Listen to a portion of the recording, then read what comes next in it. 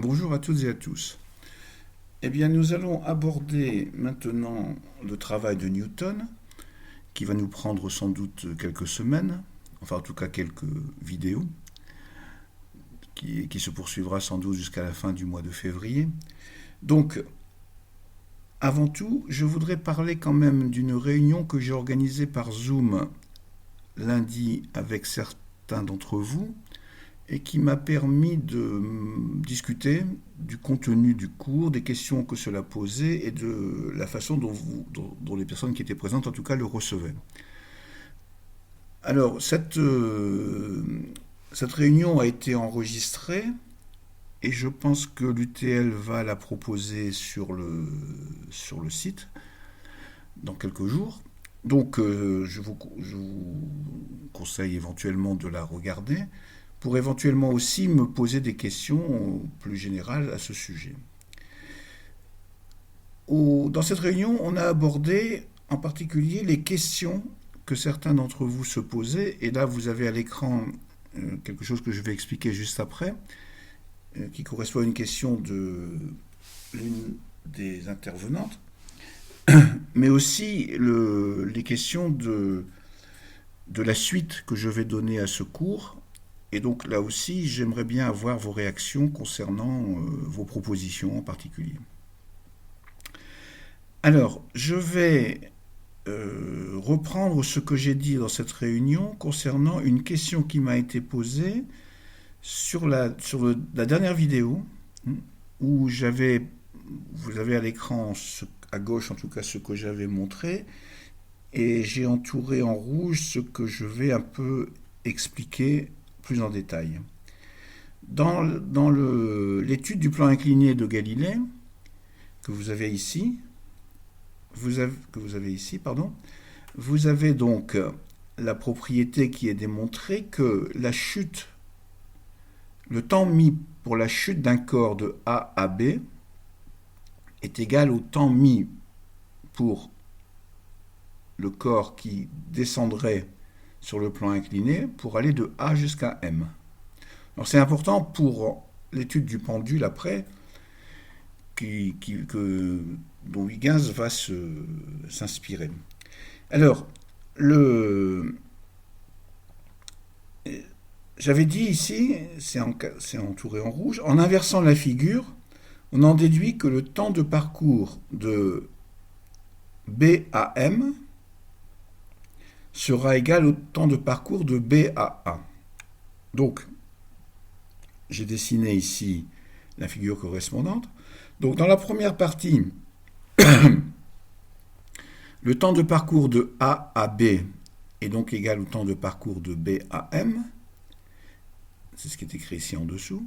Et si j'inverse la figure, je fais une symétrie par rapport à un axe qui serait ici, qui serait la médiatrice de AB, j'ai cette fois-ci B et A, et la même démonstration montre que le temps de parcours de B à A sera égal au temps de parcours de B à M.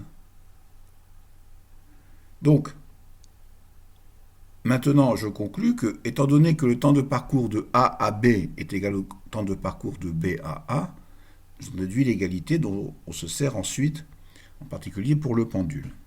Alors, on peut l'interpréter d'une manière qui n'était pas exactement ce qui était fait au XVIIe siècle, c'est-à-dire en disant que la force ici, qui est la cause de la chute en chute libre de A à B, va donner par projection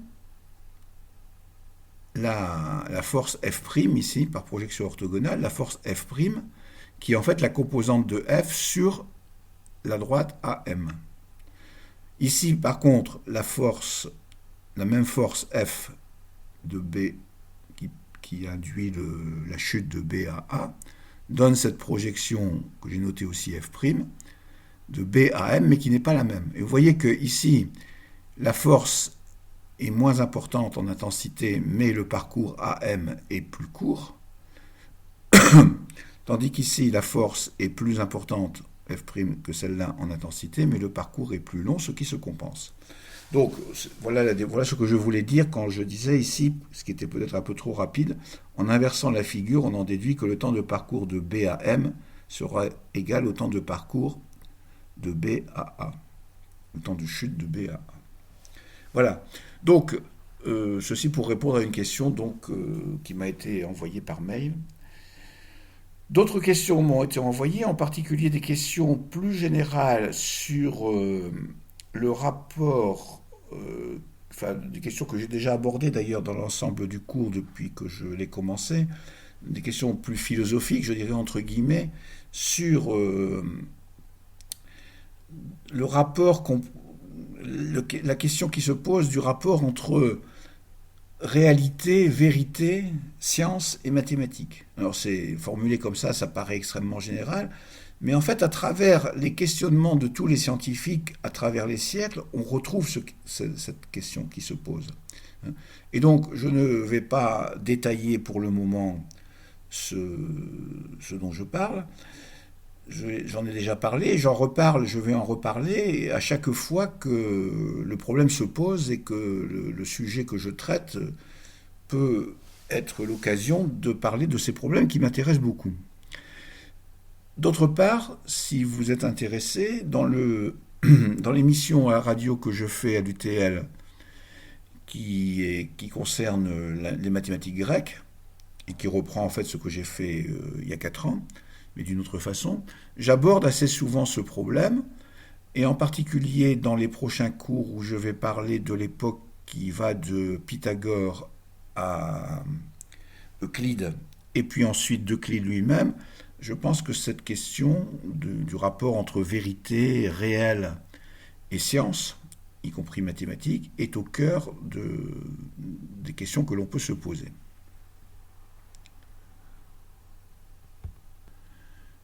Alors passons maintenant à Newton.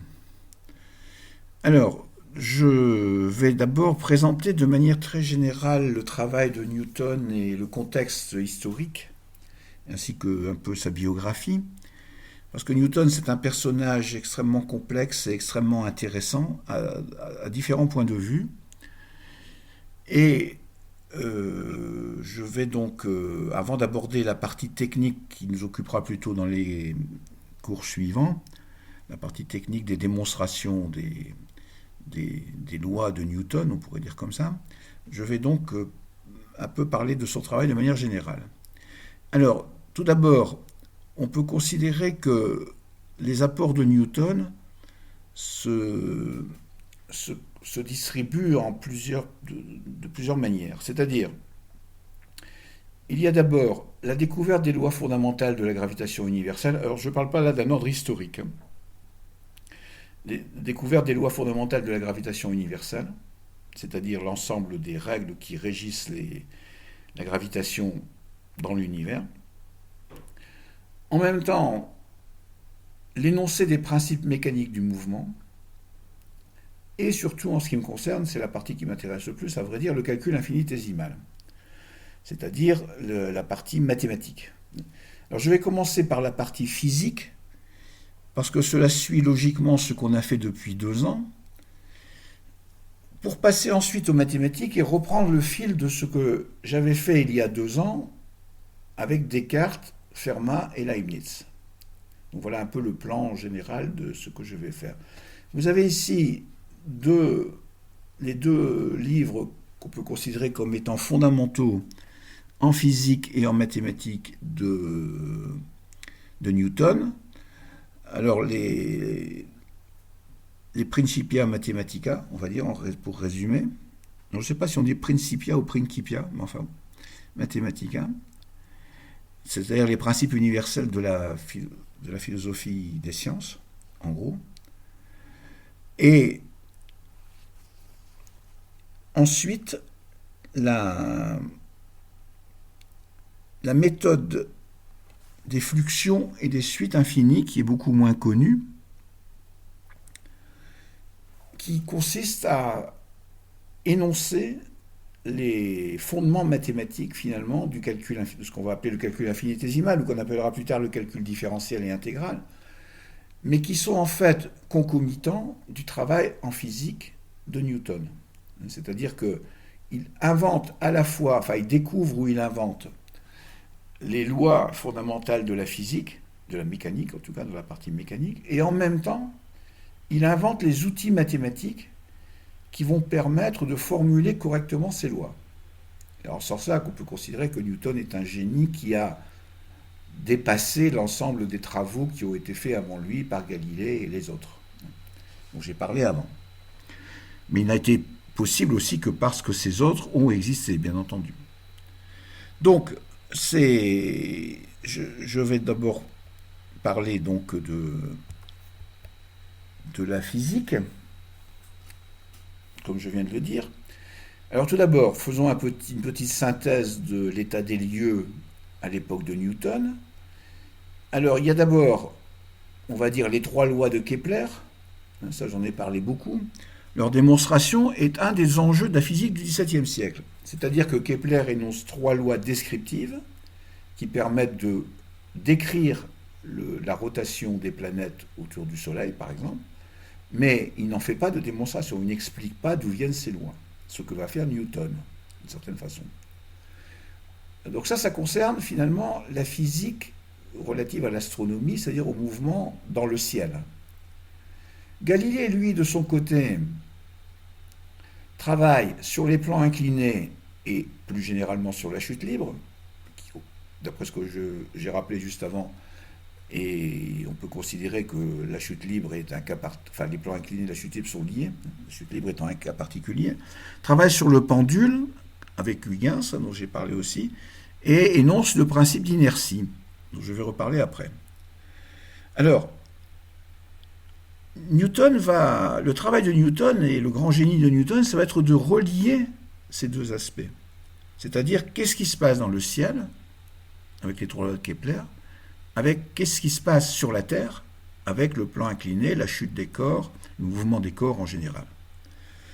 Et pour parvenir au fondement réel de la mécanique, Newton va devoir clarifier un certain nombre de points. D'abord, quelle est la cause du mouvement? Et en gros, il va falloir définir de manière précise la notion de force, parce que dans ce qui précède Newton, il y a pas mal d'interprétations de cette cause du mouvement, on en a déjà parlé. Les notions de vitesse et d'accélération, dont on va voir que, en tout cas pour l'accélération, que Newton le relie de manière directe à la notion de force et de masse. Et surtout, ce sont ces notions-là, de vitesse et d'accélération, qui vont être l'objet d'un traitement mathématique. Et puis donc, pour reprendre ce que j'ai dit tout à l'heure, l'universalité du mouvement, c'est-à-dire que le mouvement sur la Terre et le mouvement dans le ciel ont les mêmes causes et les mêmes conséquences, on pourrait dire ça. Alors Newton n'accepte que les relations mathématiques découvertes par l'observation rigoureuse des phénomènes. D'où sa fameuse formule « je ne feins pas d'hypothèse », c'est-à-dire hypothèse, enfin en latin hypothèse non fingo, qui est très connue. C'est-à-dire que les hypothèses, il considère qu'on ne peut faire des hypothèses qu'à partir des observations. On discutera ça dans la suite, en quoi ça s'oppose à d'autres théories de la science de l'époque, et en quoi ça peut permettre d'expliquer aussi sa méthode. Il précise, tout ce qui n'est pas déduit des phénomènes, il faut l'appeler hypothèse. Et les hypothèses, qu'elles soient métaphysiques ou physiques, qu'elles concernent les qualités occultes ou qu'elles soient mécaniques, n'ont pas leur place dans la philosophie expérimentale. Je reviens à la question qui m'a été posée récemment et dont j'ai parlé dans la réunion de lundi, que j'évoque au début de ce cours. La question des hypothèses en science, c'est une question qui est fondamentale à mon avis. Alors le mot hypothèse est polysémique, je dirais d'une certaine façon. Par exemple, en mathématiques, on a tendance à dire plutôt postulat ou axiome, et d'autres termes aussi, en particulier chez les Grecs. Les hypothèses, ce sont des points de départ que l'on pose pour ensuite en déduire des conséquences. Mais la façon dont on conçoit le rapport entre les hypothèses et la vérité des conséquences que l'on déduit est central et très important. Alors, à l'époque de Newton, bien sûr, il y a différentes théories là-dessus, il y a différents points de vue, on va dire, en particulier s'opposent encore à nouveau les points de vue, par exemple, des sophistes et des platoniciens de la Grèce antique. Donc c'est quelque chose qui traverse l'histoire et qui est encore au cœur du débat scientifique actuellement. En particulier avec des positions philosophiques épistémologiques au XXe siècle. Alors, quelques mots de la biographie de Newton. Il est né en 1642 et mort en 1727. Donc il étudie à Cambridge, au Trinity College. Alors, sa vie, j'insiste pas trop sur sa vie privée, bien que ça ait une importance, on en dira quelques mots quelquefois, mais disons qu'il a eu une enfance qu'il a mal vécue à cause de la mort de son père avant même sa naissance, et des rapports qu'il a eus avec sa mère en particulier dans son enfance. En tout cas, après moult péripéties, en particulier le fait que sa mère voulait lui faire reprendre la ferme qui était le moyen de subsistance de la famille, mais par rapport auquel il semblait absolument réfractaire, il finit par faire des études à Cambridge. Il étudie entre autres, comme les gens de cette époque, Descartes, Galilée, Cardan, Euclide, Ptolémée, dans le domaine scientifique en tout cas. Alors, il va être... son maître en mathématiques va être Isaac Barrow, qui est le premier titulaire de ce qu'on appelle la chaire lucasienne à Cambridge. Alors, ce qui va se passer d'important, en dehors de ce que j'ai dit dans sa petite enfance, dans la vie de Newton, c'est le fait que, entre 1665 et 1666, sévit à Londres une peste, la peste noire, qui l'oblige à se retirer dans son village natal. Alors c'est ce qu'il va appeler lui-même les années merveilleuses, Annus Mirabilis. Et c'est de là que vient aussi le mythe qu'il a répandu lui-même de la pomme qui regarde tomber. Alors certains pensent qu'elle lui est tombée sur la tête, mais en tout cas c'est pas comme ça qu'il le présente. La pomme qu'il regarde tomber et qui va lui donner l'intuition fondamentale de la gravitation, c'est-à-dire l'intuition selon laquelle la chute de la pomme sur la Terre suit la même loi que la chute de la Lune quand elle tourne autour de la Terre. Pour ça, bien sûr, on va le détailler dans la suite plus précisément.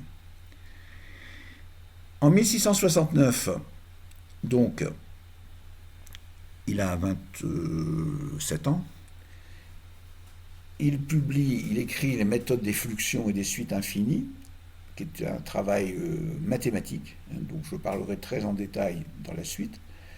Il succède à Barrow à la chaire lucasienne, à Cambridge.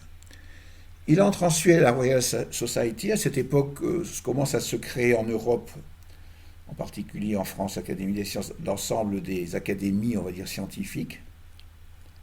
Donc il entre à la Royal Society. En 1675, il travaille en particulier sur l'optique. Alors il écrit un article ou un texte là-dessus que je n'ai pas noté. Mais il travaille, donc il va mettre en évidence le spectre de la lumière, il va inventer ou décrire une théorie des couleurs et une théorie corpusculaire de la lumière. Alors ceci va être l'objet d'un débat important dont je parlerai après. En 1684, il rencontre Edmond Halley. Alors Edmond Halley, c'est un astronome qui est connu à cause de la comète de Halley, donc on va y revenir après, avec lequel il va avoir cette rencontre va permettre de mettre en évidence certains travaux de Newton concernant les lois de Kepler. Et enfin, en 1687, il écrit les principes mathématiques de la philosophie naturelle dont j'ai parlé au début. Et après cette époque, bon, il va encore avoir une activité scientifique, ne serait-ce qu'en étant à l'Académie des sciences, enfin à la Royal Society, mais il va plus ou moins se consacrer à la théologie et à l'alchimie. On y reviendra après sur l'alchimie et la théologie. Alors la théologie, c'est quelque chose dont il s'est d'ailleurs occupé très tôt, c'est-à-dire que bien avant cette période de 1687, peut-être même l'alchimie, on a découvert que très récemment, à la fin du XXe siècle, les travaux de Newton sur l'alchimie. C'est l'affaire de ce qu'on appelle de la malle de Newton. On a découvert une malle qui contenait des textes de Newton inédits à la fin du XXe siècle, dans lesquels il mettait en évidence que l'une de ses préoccupations fondamentales a été en particulier l'alchimie. Alors, revenons de manière un peu plus précise sur son parcours. En 1682, Edmond Halley donc, observe ce qu'on appelle la comète de Halley et pense qu'elle décrit une orbite fermée. Alors, la question des comètes était une question qui était très présente dans la science de l'époque. On a déjà vu d'ailleurs que des gens comme Tycho Brahe ou Kepler avaient observé des comètes. Alors, Halley pense que cette comète décrit une orbite fermée, et il pose la question aux scientifiques de son époque, Wren et Hooke, qui eux n'arrivent pas à le démontrer, que cette orbite est fermée. Du coup, Halley décide d'aller voir Newton, qui était considéré comme la référence en mathématiques et en physique de l'époque, en 1684, avec le problème qu'il avait très mauvaise réputation au niveau des rapports sociaux, on va dire. Il était considéré comme colérique et un peu hautain avec les gens qui s'adressaient à lui. Enfin, Halley finit par aller le voir en prenant son courage à deux mains, et il lui pose la question: quelle serait la trajectoire d'un corps qui se déplace dans l'espace et qui est soumis à une force en 1 sur r au carré? Alors qu'est-ce que ça veut dire en 1 sur r au carré? Ça veut dire que la force est inversement proportionnelle au carré de la distance par rapport au centre d'attraction.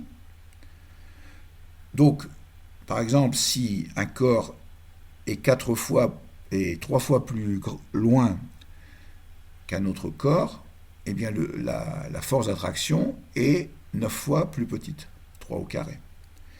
Alors, d'où vient cette idée? Alors, cette idée a une histoire complexe. En particulier, par exemple, Kepler avait émis l'idée que les forces d'attraction étaient en 1 sur R, inversement proportionnelles non pas au carré, mais à la distance. Pour s'apercevoir après que ça ne fonctionnait pas, il avait laissé la question un peu en suspens.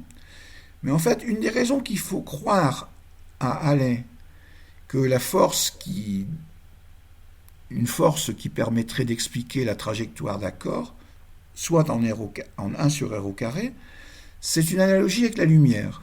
C'est-à-dire, quand on décrit la répartition de l'énergie à partir d'une source lumineuse, la source lumineuse émet dans tous les sens, on peut considérer que l'émission se répartit sur une sphère centrée au point d'émission de la lumière. Et donc, l'énergie va diminuer, puisque l'énergie est constante, l'énergie lumineuse, va diminuer avec la taille de la sphère, et en particulier comme la taille de la sphère dépend du carré du rayon de cette sphère, est inversement proportionnelle au carré du rayon. La taille de la sphère est proportionnelle au carré du rayon, mais du coup, quand on divise l'énergie constante par cette taille, on obtient quelque chose qui est inversement proportionnel au carré du rayon. Donc il propose cette possibilité, cette question en tout cas, quelle serait la trajectoire d'un corps soumis à une force en 1 sur r au carré? Il va voir Newton, et instantanément, Newton lui répond: mais oui, je connais la réponse, ça serait une ellipse. Alors, Halley est un peu surpris, parce que personne n'avait pensé à ça avant. Il lui dit, mais d'où vous tenez ceci? Il dit, j'ai fait les calculs dans les années merveilleuses dont j'ai parlé tout à l'heure. Je dois avoir le texte quelque part, je vous l'enverrai quand je vais le retrouver. Et Halley rentre chez lui, un peu inquiet du fait qu'il n'était pas certain que Newton réponde à sa demande. Mais enfin, finalement, Newton répond dans un texte qui s'appelle De Motu Corporum Ingirum, qui explique effectivement pourquoi la force en 1 sur r au carré donne une ellipse. Alors ça, bien sûr, on va le développer tout après, soit tout à l'heure, soit dans le prochain cours, de manière plus précise.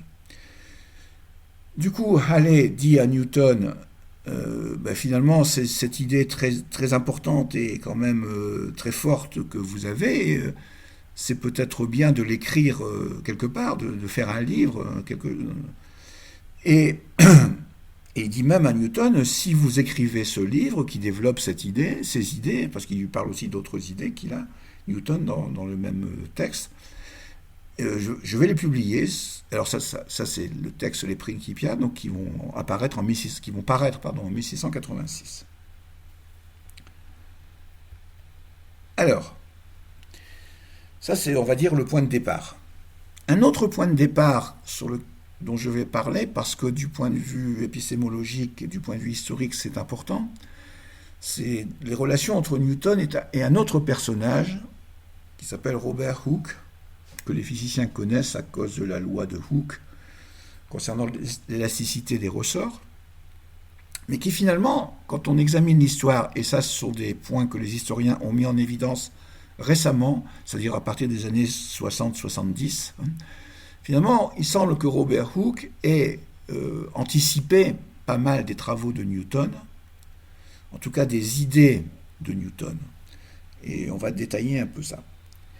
Alors, on verra aussi que Hooke, c'est le premier personnage auquel Newton va s'affronter, parce que Hooke, c'était quelqu'un de pas facile non plus, du point de vue social, comme Newton. Donc ils vont s'affronter vraiment très fort. Et ce ne sera pas le seul, puisqu'on verra dans la deuxième partie, quand on parlera de mathématiques, que Newton va avoir une autre controverse, mais là, du point de vue mathématique, avec excusez-moi, avec Leibniz. Bon, alors, Hooke, 1635-1703, donc il est mort avant Newton, 20 ans avant Newton, et il est mort un peu oublié, en partie à cause de cette controverse avec Newton. Voyons un peu. Robert Hooke, il est considéré comme un immense scientifique, physicien, et pas seulement, du XVIIe siècle. Simplement, on va voir très vite que le point sur lequel il pêche, c'est les mathématiques. C'est sa capacité à démontrer, on va dire, ce qu'il avance, en termes mathématiques ou même en termes physiques. Alors, il est connu à cette époque pour un livre qui a un très grand succès, Micrographia, qui n'est pas un livre vraiment de physique et de... Enfin, en tout cas, c'est un livre dans lequel il note ses observations au microscope et au télescope, deux instruments qu'il a contribué énormément à développer. Alors, je vous ai mis ici des images, donc il a construit aussi des tas d'instruments, c'était un très grand expérimentateur. Et d'ailleurs, il était considéré à l'Académie des sciences comme il avait une de ses fonctions était de réguler, on va dire, la présentation des expériences qui étaient faites à l'Académie des sciences. On était en fait responsable de la présentation des expériences. Donc par exemple, il a construit une pompe à air pour Robert Boyle, qui est un scientifique de l'époque, un instrument pour mesurer l'élasticité du ressort en particulier de la loi qu'il a découverte, la loi de Hooke, un microscope donc que je mets ici il n'a pas inventé lui-même le microscope, mais il a énormément perfectionné. Et en particulier, c'est le premier qui a, à l'aide de son microscope, mis en évidence que les plantes avaient des cellules. Et le terme cellule c'est lui qui l'utilise pour la première fois. pour les cellules végétales. Donc, il a une très grande notoriété hein, de ce point de vue-là, du point de vue instrumental et même du point de vue de la physique en général. Alors, Hooke se pose des tas de questions. Alors, il faut voir qu'on est bien avant la parution des textes proprement dits de Newton. Newton, à cette époque-là, pour lui, c'est les années merveilleuses, mais il ne publie rien. Il travaille seul, isolé. Donc, quelles sont les conceptions physiques de Newton? Alors, j'ai mis quelques citations là, qui sont extraites pour les premières de ce texte, A Statement of Planetary Movements as a Mechanical Problem, en 1666. Donc, ça veut dire une description, enfin une affirmation sur le mouvement des planètes en tant que problème mécanique. Alors, le premier texte que je cite, c'est « Je me suis souvent demandé pourquoi les planètes devraient se déplacer autour du Soleil en suivant les suppositions de Copernic, et non se mouvoir en ligne droite, comme tout corps soumis à une unique impulsion initiale. » Alors là, il fait référence à la loi d'inertie d'une certaine façon, c'est-à-dire que, effectivement, un corps qui n'est soumis qu'à une impulsion initiale, donc à une vitesse qu'on lui a fournie au départ, doit suivre, selon Galilée, une ligne droite. Un mouvement uniforme, c'est la loi d'inertie. Et donc il pose la question, faussement naïve, parce qu'il connaît quand même, enfin il a quand même des idées sur la réponse à cette question, on va voir tout de suite après, pourquoi les planètes en fait ne suivent pas ce mouvement en ligne droite. Et, citation suivante, la cause de l'infléchissement de ce mouvement rectiligne en une courbe doit être une force exercée par un corps attractif en son centre. Alors, on voit apparaître dans ces deux textes au moins deux choses importantes. C'est-à-dire d'abord que Hooke conçoit le mouvement des planètes comme un mouvement de mécanique qui est composé de deux mouvements, inertiel et attractif. Alors le fait première idée, donc de concevoir le mouvement des planètes comme un mouvement qui relève de la mécanique, donc de la physique, de la partie de la physique qu'on pourrait appeler maintenant la mécanique, c'est quelque chose qui n'est pas du tout évident à cette époque, parce que justement, on a vu la différence qu'il y a entre la description de Kepler des mouvements des planètes et la description, elle, mécanique, par Galilée des mouvements terrestres. On voit l'idée d'appliquer aux planètes les idées de la mécanique n'est pas du tout évident à cette époque.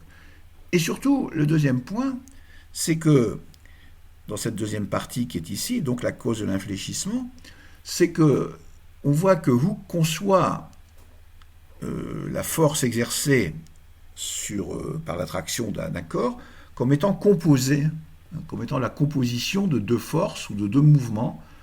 Le mouvement qui est le mouvement inertiel, donc dû à la vitesse initiale, et le mouvement d'attraction, le mouvement attractif. Alors ça montre déjà qu'il y a chez Hooke, bien avant que ça soit évoqué par Newton, une idée quand même qui va être reprise par Newton après, mais qui est déjà sous-jacente à la pensée de Hooke. Alors, on peut dire aussi, ça ne ressort pas des citations, qu'on voit dans les travaux de Hooke qu'il est conscient, comme Galilée, du fait que les expériences ne sont que des modèles. C'est-à-dire le fait que pour pouvoir tirer une loi d'une expérience, il faut s'affranchir d'un tas de phénomènes réels qui influent sur l'expérience. Par exemple, les frottements. Ça, on en avait parlé avec Galilée, qui prend bien conscience du fait que si on peut énoncer la loi de la chute des corps comme étant la vitesse est proportionnelle au temps, eh bien c'est parce qu'on ne tient pas compte de ce qui se passe réellement, c'est-à-dire des frottements. Et on avait vu que Galilée avait fait des expériences sur les différentes causes et différentes possibilités de frottement et leur interférence avec la chute des corps. Alors, donc, il fait lui-même pas mal d'expériences, Hooke. Par exemple, pour essayer de comprendre ou de préciser son idée de force exercée par un corps attractif en son centre, comme c'est écrit ici. En particulier, il observe des billes en rotation dans un cône. Vous imaginez un cône dont la pointe est vers le bas, un cône métallique par exemple, et vous déposez une bille dans ce cône. Alors ce qui va se passer, c'est que la bille va tomber au fond du cône.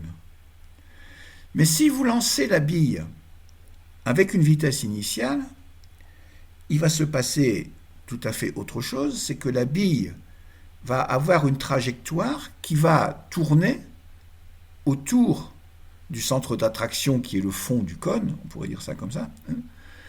Elle va tourner. Alors bien entendu, et on rejoint ce que je viens de dire avant, bien entendu les frottements vont faire en sorte que la bille va finir par tomber au fond du cône. Mais en réalité, Hooke comprend que si on fait abstraction de ces frottements, la force, c'est-à-dire la gravitation là, qui attire la bille vers le centre, va permettre à la bille en tout cas de tourner sans passer par le centre du cône. Donc, vous voyez qu'il y a là un rapport avec la façon dont Galilée a procédé dans ses expériences scientifiques. Alors, il va aussi essayer de mettre en œuvre des méthodes qui permettent de prouver la rotation de la Terre autour du Soleil en travaillant sur la notion de parallaxe. Alors la parallaxe, on en a déjà parlé, c'est l'idée que, étant donné, supposons que la Terre tourne autour du Soleil, eh bien quand vous êtes à deux endroits opposés, disons, de la trajectoire de la Terre, par exemple en été et en hiver, et que vous regardez une étoile, vous ne devez pas la voir sous le même angle. Et donc il va proposer des méthodes de mesure de cette parallaxe, et ça sera aussi l'objet d'une discussion avec Newton dans la suite.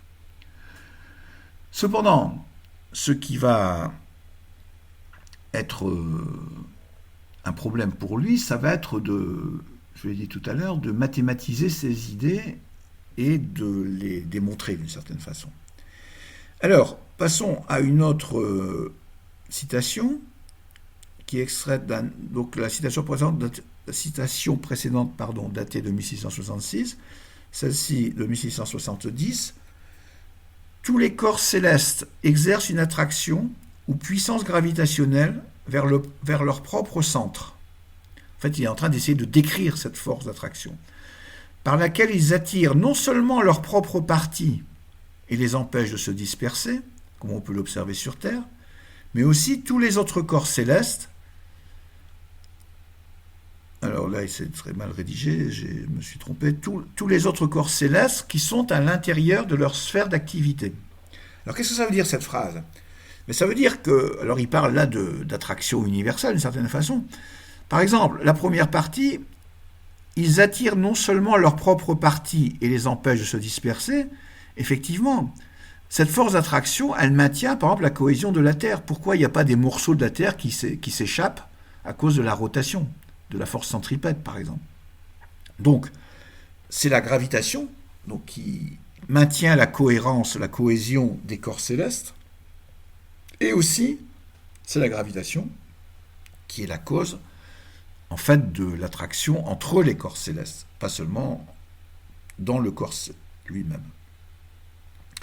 Et enfin, dernière proposition, en fait, on pourrait appeler ça les lois de Hooke, dernière proposition, ces puissances attractives opèrent d'une manière d'autant plus intense que le corps sur lequel elles s'exercent est plus proche de leur centre. Ce que sont ces degrés de puissance, je ne l'ai pas encore vérifié expérimentalement. Alors là, ce qu'il dit, c'est que, d'une certaine façon, on pourrait l'interpréter en termes modernes, en disant que la force est inversement proportionnelle à la distance, mais peut être pas à la distance exactement, mais à une certaine puissance de la distance. C'est-à-dire, on dirait une loi en 1 sur R puissance n. Alors, ce qu'il dit, c'est qu'il n'a pas trouvé l'exposant n, expérimentalement en tout cas. Et ça, bien sûr, ça va être l'un des résultats sur lequel va travailler Newton ensuite. Alors, venons-en à la controverse entre Hooke et Newton. À vrai dire, ça avait mal commencé. En 1672, Hooke avait critiqué les travaux de Newton sur la lumière. Alors là, je ne vais pas développer cette partie, mais disons que la théorie dont j'ai parlé tout à l'heure, qui avait été énoncée par Newton sur la théorie corpusculaire et l'ensemble des propriétés de la lumière, vont être contestés par des tas de gens, en particulier par Hooke, et Newton va vivre ça très très mal.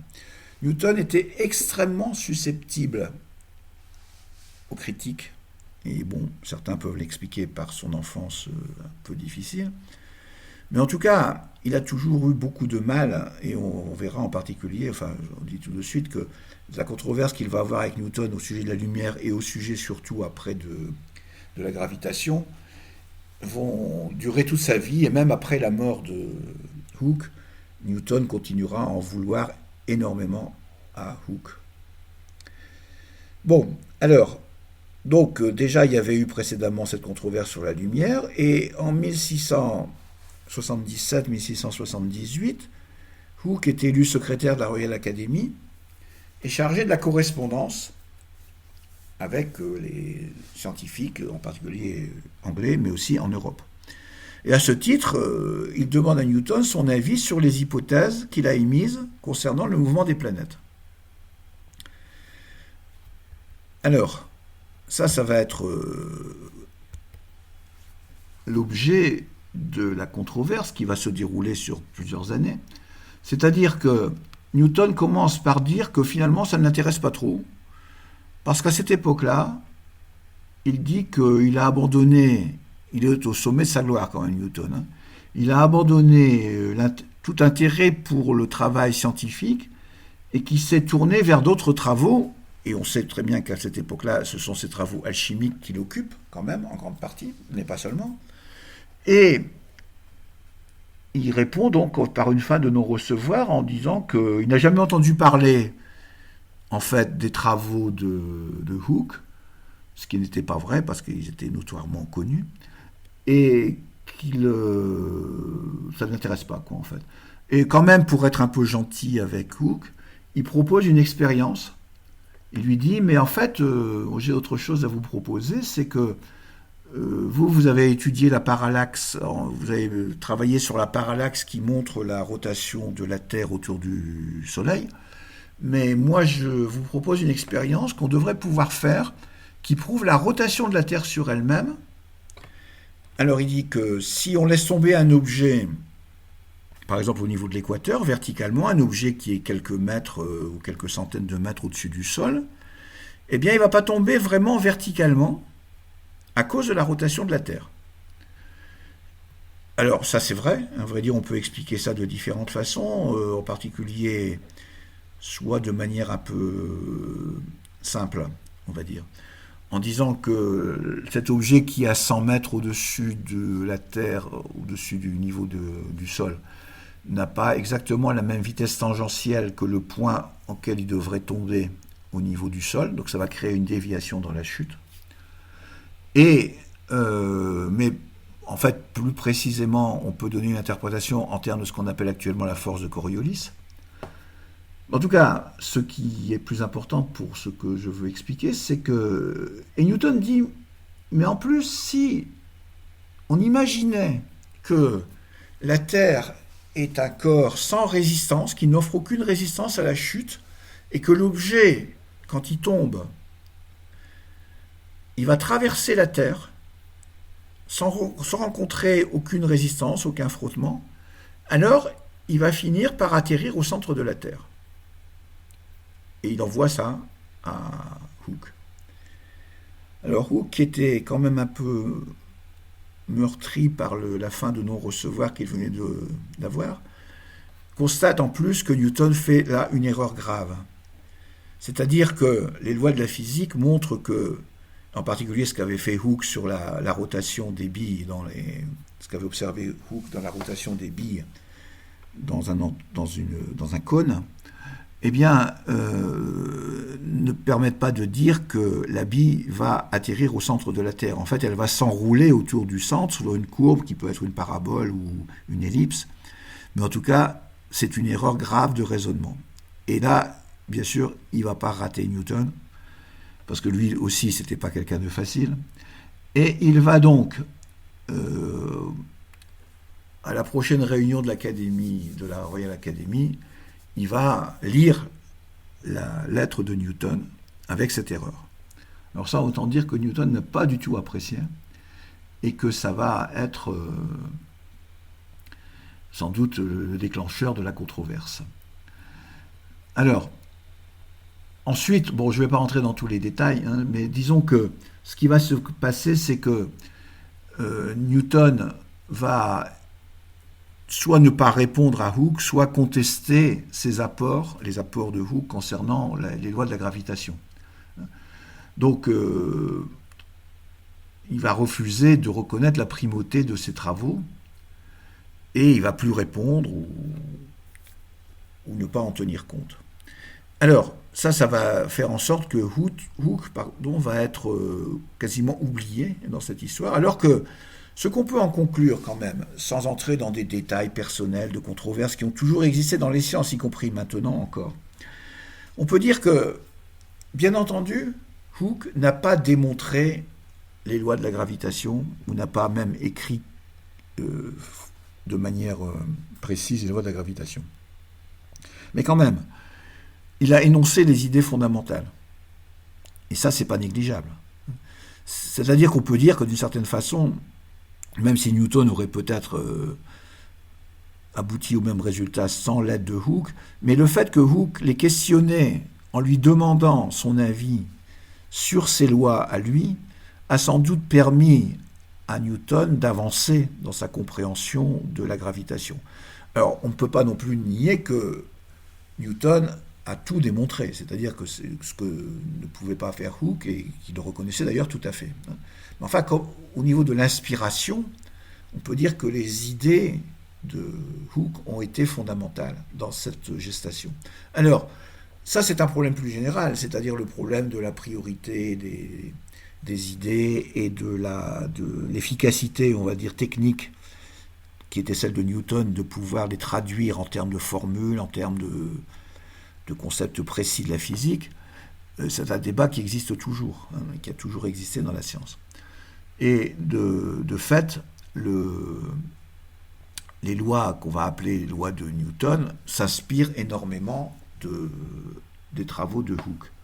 Alors, je ne prends pas position là-dessus, je ne dis pas qu'elles s'inspirent dans le sens où il aurait copié ces lois, mais disons qu'il y a une corrélation très forte entre les idées des lois de la gravitation, celles de Hooke et celles de Newton.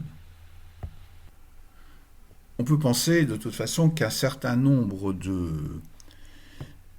d'avancées de Newton, en particulier certaines erreurs qu'il avait commises sans doute au départ dans sa représentation des lois de la gravitation, ont pu être corrigées grâce aux apports de Hooke, dont il avait de toute façon connaissance par cette correspondance, bien qu'il ne l'ait jamais reconnu, en particulier quand il a écrit les Principia.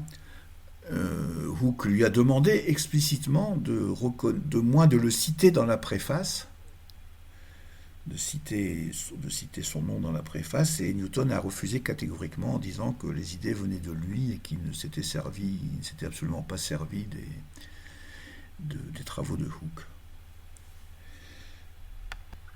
Alors, maintenant, justement, on va rentrer un peu dans les détails pour terminer aujourd'hui, pour voir justement l'apport de Newton, c'est-à-dire ce qui distingue Newton de ses prédécesseurs et dont Hooke. on a vu que une des questions fondamentales qui se pose à cette époque, c'est la question des lois de Kepler. Donc, je vais vous montrer la manière dont, enfin, la deuxième loi de Kepler, comment Newton va l'interpréter. Alors la deuxième loi de Kepler, je vous rappelle ce que c'est le fait que c'est la loi des airs, c'est-à-dire que si un corps se déplace, une planète en fait se déplace autour du Soleil, donc là S c'est le Soleil,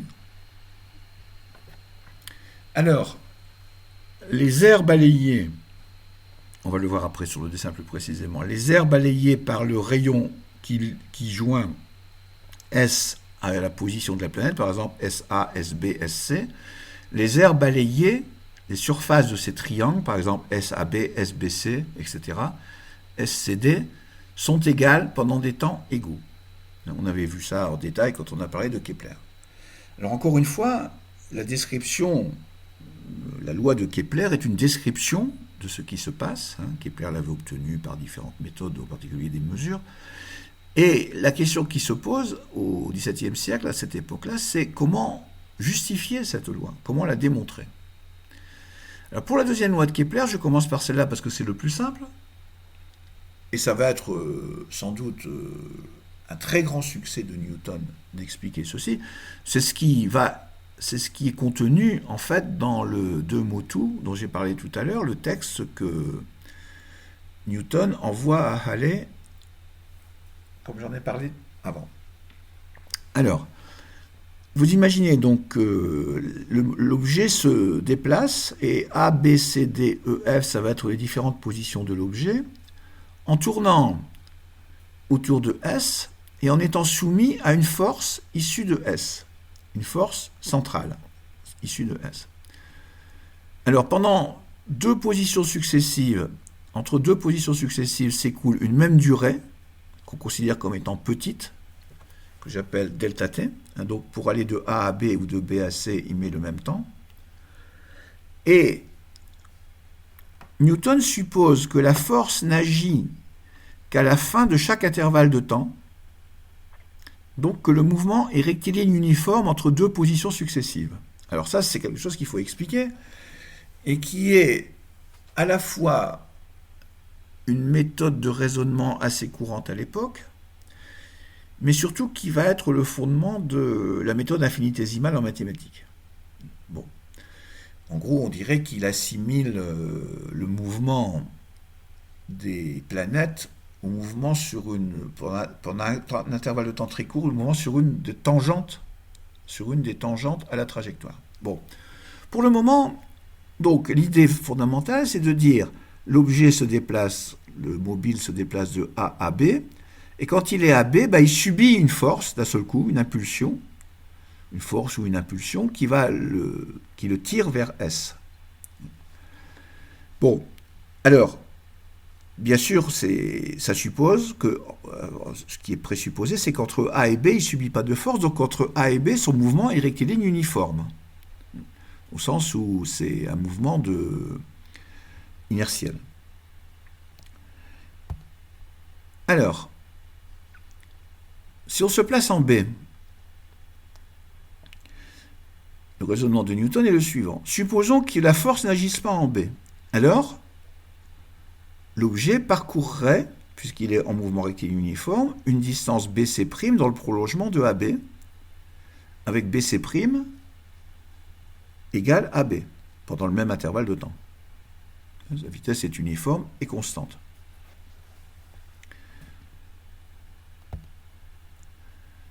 Alors, en réalité, l'objet est arrivé en C. Donc il y a une déviation causée par la force centrale qu'il a dévié de C', qui a dévié l'objet de C' à C.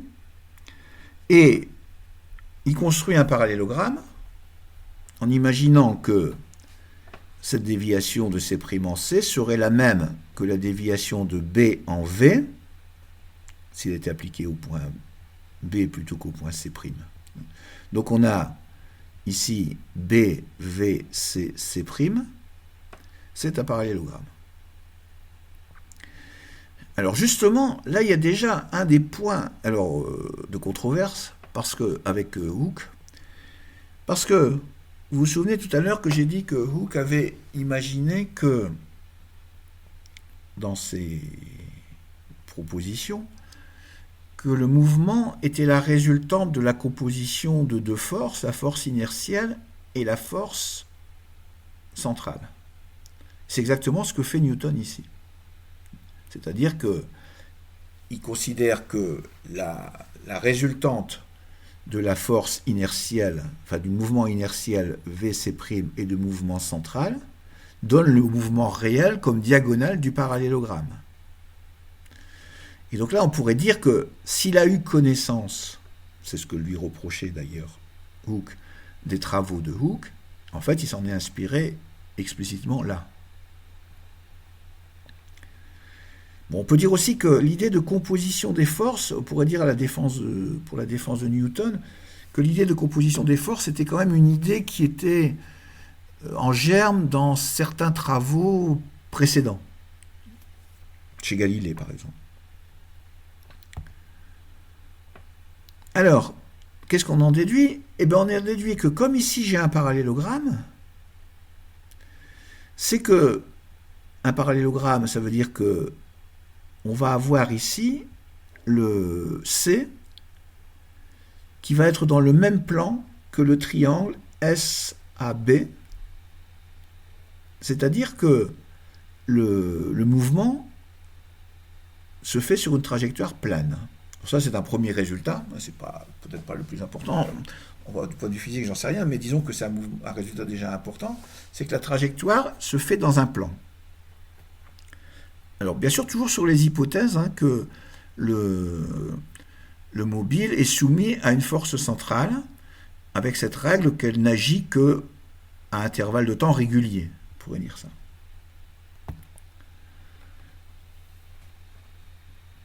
Alors, maintenant, on va arriver à la loi des aires, c'est-à-dire qu'on voudrait démontrer que les aires des triangles qui sont dessinés sont égales.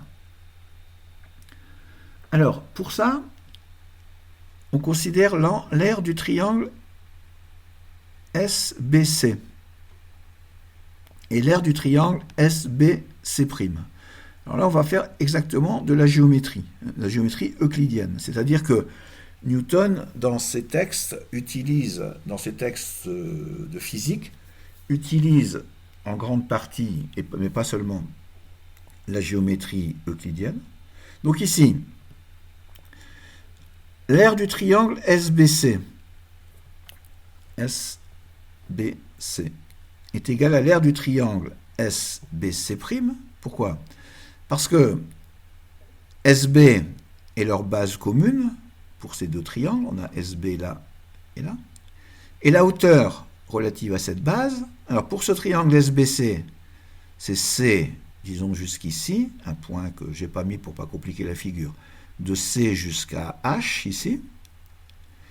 Et pour le triangle SBC', la base c'est SB, mais la hauteur, il faut la mettre ici à l'extérieur, c'est C', H', où H' est sur le prolongement de CB, perpendiculairement à CB.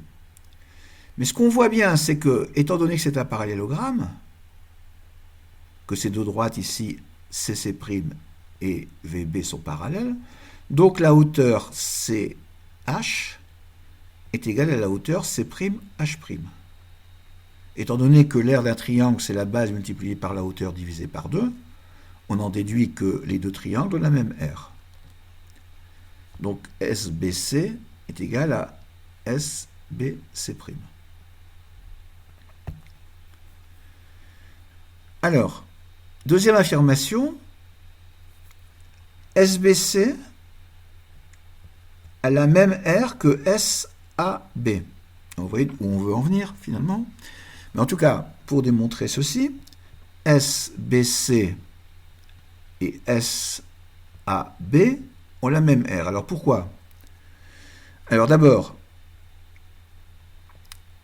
AB égale BC. Alors, c'est sans doute pas le cas sur la figure, parce que j'ai fait une figure égale BC', pardon, si c'est le cas sur la figure, à vrai dire. AB égale BC', et la hauteur issue de S est commune. C'est-à-dire, maintenant, il faut regarder un peu vers la gauche. Le triangle SAB, sa hauteur, c'est, disons, SK, qui serait ici, en prolongeant. La hauteur est extérieure au triangle, SAB, à cause de cet angle obtus ici. Donc, la hauteur de ce triangle, c'est SK. Et la hauteur de SBC', pour la même raison, c'est aussi SK. Parce que AB dans le prolongement, la base AB dans le prolongement de la base BC'. Donc, ces deux triangles, SBC' et SAB, ont la même base, AB égale BC', et la même hauteur, une hauteur commune. La hauteur issue de S. Alors, on en déduit donc qu'ils ont la même R. Donc, vous voyez tout de suite que on a démontré que R de SBC égale R de SBC'. On a démontré que R de SBC' égale R de SAB. Donc on va en déduire que l'R de SAB est égal à l'R de SBC. SAB égale à l'R de SBC, c'est-à-dire la loi des R. Alors, pas tout à fait quand même, parce que cette conclusion n'est valable que si on considère des triangles, si on considère en fait que la trajectoire du mobile, c'est un polygone. A, B, C, D, E, F. Le raisonnement qu'on a fait là, on peut le prolonger après aux autres triangles, bien entendu. Que va faire Newton à ce moment-là? Eh bien, Newton, il dit, si je suppose que l'intervalle de temps est très petit, alors, les points ici vont se rapprocher, B va se rapprocher de A, alors toujours avec les mêmes constructions géométriques, C va se rapprocher de B, et je veux obtenir à la limite une courbe. Alors, ça je ne l'ai pas dessiné, mais il faut vous représenter la situation. Donc, quand les intervalles de temps vont devenir petits, et même vont devenir infiniment petits, on va avoir une courbe qui va être la trajectoire de la planète. Alors ça, c'est une idée forte, qui n'est pas non plus tout à fait neuve, mais que là, il applique dans un raisonnement de géométrie appliqué à la physique. Donc c'est extrêmement puissant quand même comme raisonnement, on peut dire ça. Je veux dire, on peut être admiratif devant ce type de raisonnement. Et ceci lui permet de dire que la loi des airs de Kepler est vraie, à condition qu'on ait un mobile soumis à une force centrale. Alors vous voyez que là, il y a quelque chose d'encore plus fort, j'allais dire, c'est-à-dire qu'il ne suppose pas que la force est en 1 sur R2, il suppose simplement que la force est centrale. Donc il démontre que si on suppose que la force est centrale, la loi des airs est vérifiée. Bon, alors on va voir qu'il va démontrer beaucoup plus que ça, parce qu'après, on va voir la démonstration des autres lois de Kepler, et aussi le fait que on peut démontrer les lois de Newton à partir des lois de Kepler, enfin certaines lois de Newton, et inversement, c'est-à-dire qu'il y a une certaine forme d'équivalence partielle entre les lois de Newton et les lois de Kepler, mais ça va être l'objet de la suite du cours. Donc voici ici ce que conclut Newton. Là, j'ai simplement indiqué ce que je viens de vous dire. La conclusion de Newton, qu'on imagine maintenant que le nombre des triangles augmente et que leur largeur diminue à l'infini, il est clair que leur dernier périmètre sera une ligne courbe, ABCDEF. Donc la force centripète qui retire le corps à tout moment de la tangente de cette courbe agit sans interruption, et les aires quelconques qui étaient proportionnelles au temps employé à les décrire leur seront donc encore proportionnelles dans ce cas. Donc c'est un passage à la limite, on dirait, en termes actuels. Le fait de passer d'une ligne polygonale à une ligne courbe. Alors, ce passage à la limite, pour ceux qui étaient déjà à ce cours au début, il y a quelques années, j'en avais parlé en ce qui concerne Archimède et sa mesure du périmètre ou de l'aire d'un cercle. On avait vu qu'Archimède et d'autres à cette époque, et j'y reviendrai d'ailleurs dans l'émission de radio que je fais à ce sujet sur l'histoire grecque, on avait vu que Archimède considérait un cercle comme étant quelque chose dont on s'approche quand on inscrit à l'intérieur un polygone régulier avec un nombre de plus en plus grand de côtés. Et ça lui avait permis, en particulier, de calculer une valeur approchée de pi. Une valeur approchée déjà du périmètre du cercle, mais d'en déduire une valeur approchée de pi. Vous voyez que, là encore, Newton s'inspire énormément des mathématiques grecques. Alors, je ne vais pas aller beaucoup plus loin aujourd'hui, parce que la suite, qui sera aussi un peu technique, va demander un peu de temps pour être expliquée clairement. Donc, je reprendrai la relation, enfin l'interprétation et les calculs que fait Newton par rapport à Kepler dans le prochain cours. Et donc, le deuxième point, pour terminer, que je voulais préciser, c'est que cette interprétation en termes de limite d'un polygone qui donne finalement un cercle va être traitée d'une autre manière, mais finalement avec les mêmes concepts mathématiques qu'il va développer lui-même dans son travail sur ce qu'on appelle les fluxions. C'est-à-dire les fluxions, c'est ce qu'on appellerait actuellement les vitesses. Les vitesses vont être considérées par les vitesses instantanées dans un mouvement, vont être considérées par Newton comme des limites de vitesse sur des intervalles de temps très courts. Et on voit donc là l'analogie qu'il peut y avoir avec ce que je viens de vous montrer.